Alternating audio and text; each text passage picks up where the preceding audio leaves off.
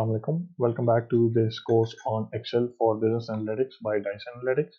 And in this quick, very short lecture, I'm actually going to talk about how users can actually modify worksheet names and color code their worksheets differently. This is actually important from an organizational point of view. So if you have a workbook that has multiple worksheets, it's always good to color code them according to some sort of a schema or a scheme that helps you identify where is what sort of data located. For example, if I was to be working on some sort of an expense model, expense revenue model, I would actually color code revenue in a different color, and the expenses in a different color. Similarly, if I would actually have separate sheets for revenue figures and expense figures, I would actually color code them very differently. How can we actually do this?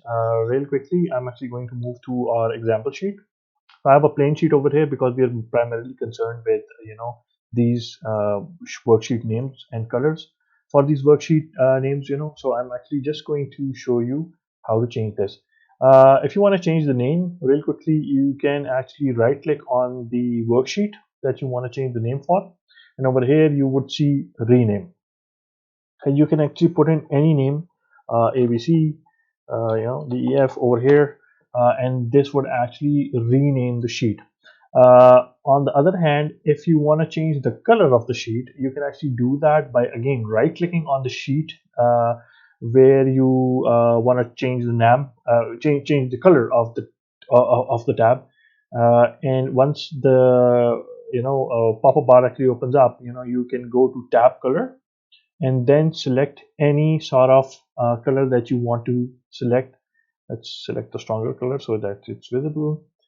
So you see over here that I selected green, so now this sheet is green. Similarly, I can actually go ahead and select another color from over here. Let's say I select red. So do notice that once this sheet is actually clicked upon, the color actually sort of fades out, indicating the fact that the sheet is selected. But once you actually move out of the sheet, it actually starts giving the actual color of the tab that you actually selected.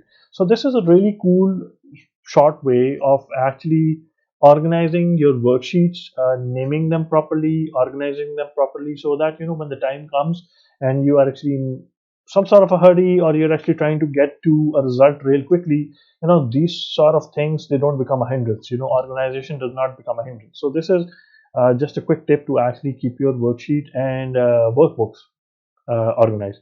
I hope you found this interesting, you found this relevant, you found this of use, and I hope to see you in the next lecture.